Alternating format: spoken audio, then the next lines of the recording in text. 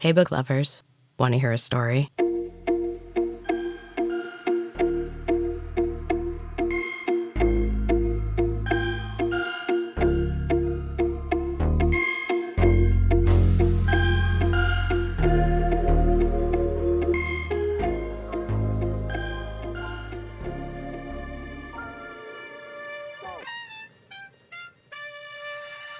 It's Storytime, book lovers. I'm Em, and I have been a writer for my entire life. I love sharing stories and entertaining people.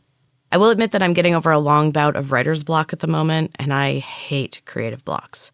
This one was really bad. I felt like I might actually be done with writing for good. And yes, I am always a little over the top and dramatic.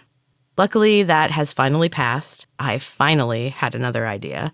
And honestly, it had been so long that was kind of confusing. It was like I'd forgotten what it felt like to have a creative idea. Eventually, I started writing, and I ended up with a short story. It's probably not my best, but I finished it, and I was somewhat satisfied with it. I've only done minimal revisions, but that's kind of where this bonus show is going. There's going to be more storytelling and, admittedly, less editing. I do at least edit until I feel like it's good enough to share, so yeah. This week I'm sharing my first short story in a very long time. It's got a strange title at the moment, Blue Eyes, Like Clockwork. I couldn't really choose a title, so this is just what I'm working with for now. Or maybe it's just the title period. Who knows? Like I said, minimal revisions. So please enjoy Blue Eyes, Like Clockwork. The bell above the door jingled, and Macy looked up. The coffee shop was filled with people waiting impatiently to start their day. Behind the jostling gaggle of high schoolers, she saw him standing there. His longish blonde hair fell over his face as he stared down at his phone, waiting patiently for the crowd of unruly teens to clear. When she had finally handed out the last sickeningly sweet coffee-flavored drink, Macy paused to take a breath before turning to greet him. His face was lit with a brilliant white smile of oddly perfect teeth. Veneers.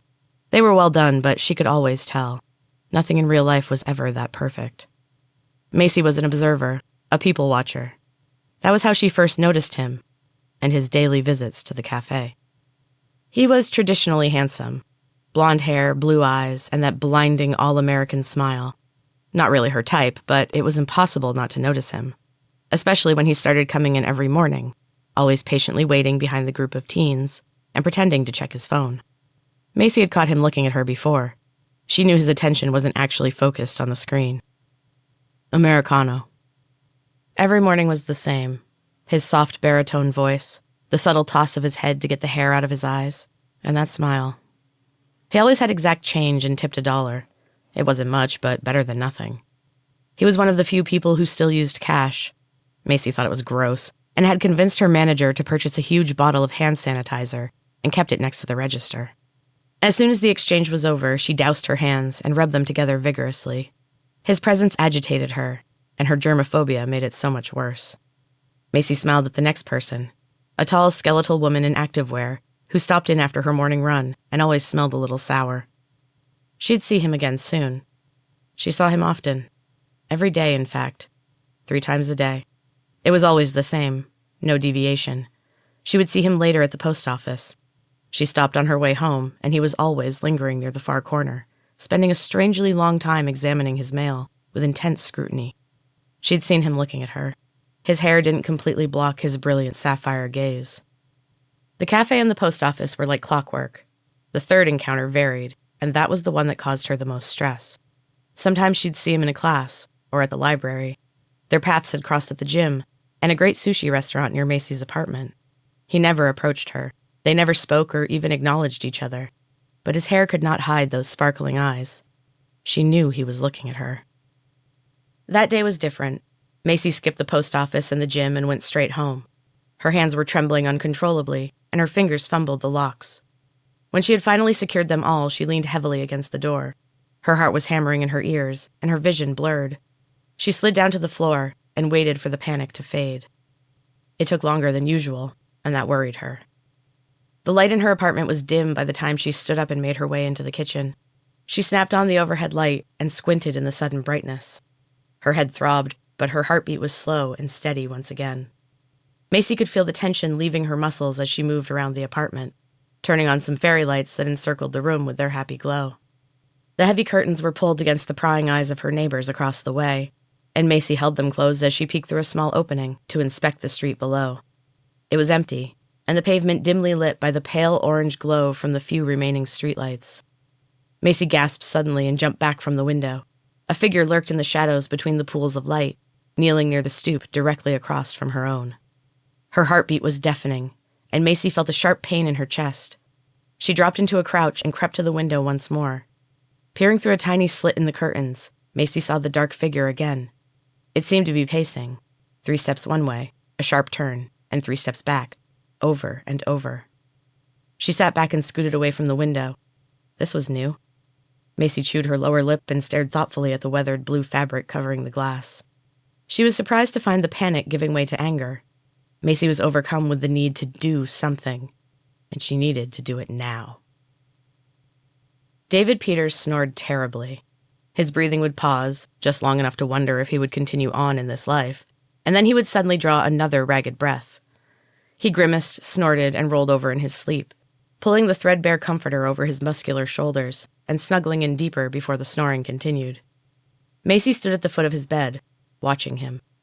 Like clockwork, she'd been visiting him every night. She'd moved on to this step only a week earlier, and she would have liked to continue it for a while longer. The thrill was her favorite part. She wanted him to wake up. There was an intense rush that accompanied the thought that was almost sexual, and honestly more satisfying than any orgasm she'd managed to have. She had found nothing as thrilling, though she had tried. Macy had tried to stop, tried absolutely everything she could think of, but the thrill was just too addictive. David grunted and flung his arm out, revealing his muscled torso once again. The thrill was almost unbearable. Macy made a small noise in the back of her throat, and then froze. The beautiful man before her continued to snore, oblivious to her still. She was just beginning to relax a little when David suddenly sat up in bed. Macy dropped to the floor instantly and waited, gripping the carpet and listening as hard as she could to the silence. David grunted and swung his feet over the opposite side of the bed. Macy allowed herself a small, silent sigh. The man shuffled across the room to the adjoining bathroom. The light snapped on, and she heard him sigh as he began to urinate. She saw her chance. Macy crept to the nightstand by the bed. There was a book, a pair of glasses, and a cup of water next to the lamp. The cup was half full, and she swiftly emptied a small packet of powder into the water.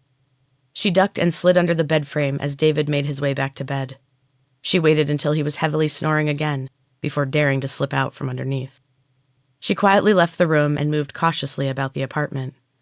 Over the last few nights, she'd learned the layout well, and could now move almost silently through the kitchen and living room. The far room was the only one left to explore. She had forced herself to save it until the end. Macy always saved the best for last. Their apartments had similar layouts. Macy also had an extra room. She had once owned an entire house, but it turned out to be a terrible thing for her. Macy was a collector. Some would say a hoarder, but she hated the term. It felt too nasty and judgmental. However, even Macy had to admit that she had a problem. Her collections had taken over the house, filling every possible inch of empty space, until she lost her cat Harriet when a pile of junk crushed her. Macy couldn't deny she needed help after that. She found a great therapist and managed to get her collections down to only 2. Her therapist agreed that she should have some joy in life, and 2 collections was so much more manageable. Macy had moved into her apartment to limit her space, leaving almost no room for growth, and definitely no room to start anything new. The extra room in her apartment was filled with one of her remaining collections. Macy liked to call it her library, but in reality, the room was packed floor to ceiling with unstable stacks of books. There was a small clear space in the middle of the room where she had placed her desk and a big comfy reading chair. She liked to sit amongst her books and just revel in it all. As a child, she had only owned a handful of books and longed to work in a library. Now she had built one of her very own. She approached the door to David's extra room with her heart in her throat. Her palms were sweaty and she felt almost queasy with excitement. The handle turned easily, and she felt it click open. The room was darker than the others. There were no windows that she could see, once her eyes had adjusted even more to the darkness. Macy shut the door quietly behind her and felt around for a light switch. The room sprang to life and she squinted in the sudden brightness. Her heart leapt with a thrill unlike any she'd felt recently. Her life had become too routine and mundane. She needed more excitement in her life. The room itself was far less exciting. Macy was deeply disappointed. Over the months, she had built up David's life in her mind. The apartment had made her readjust it once already, but this was worse. There was a desk, bearing a laptop open to a porn site, and a variety of empty cans and snack wrappers. Macy wrinkled her nose at the mess. This definitely did not fit her fantasy, and the rest of the room was no better. A battered gaming station was also buried under trash and empty cans. The walls were a dirty eggshell white and completely bare, and the stained carpet was littered with dirty boxers and balled-up socks. Macy left the room quickly, snapping off the light as fast as possible, as if she could forget it if she just didn't look at it.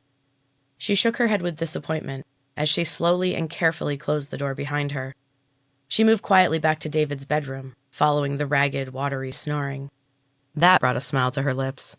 Her fantasy was shattered, but things were still going to plan. David had obviously had a drink of water before going back to bed.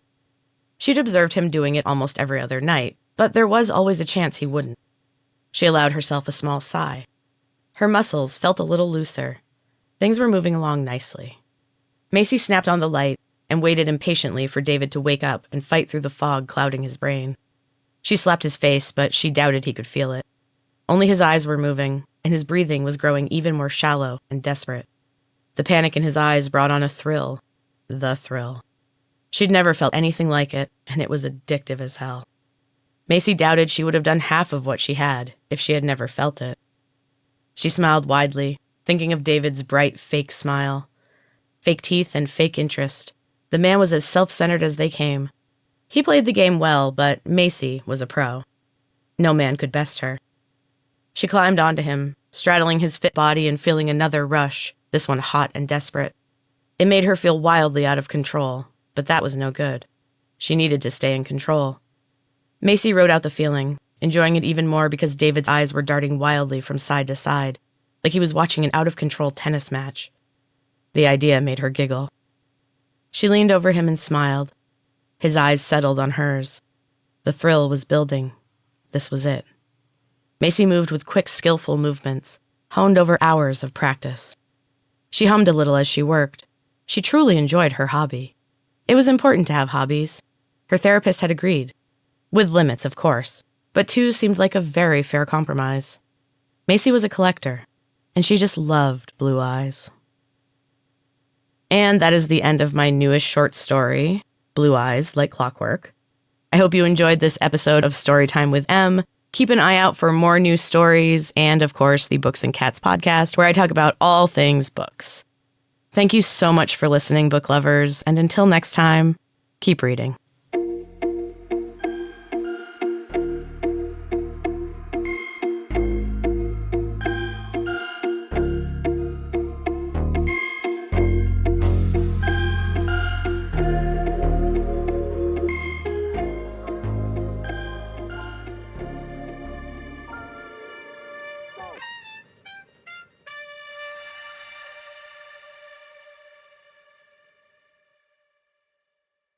A Frap Media production.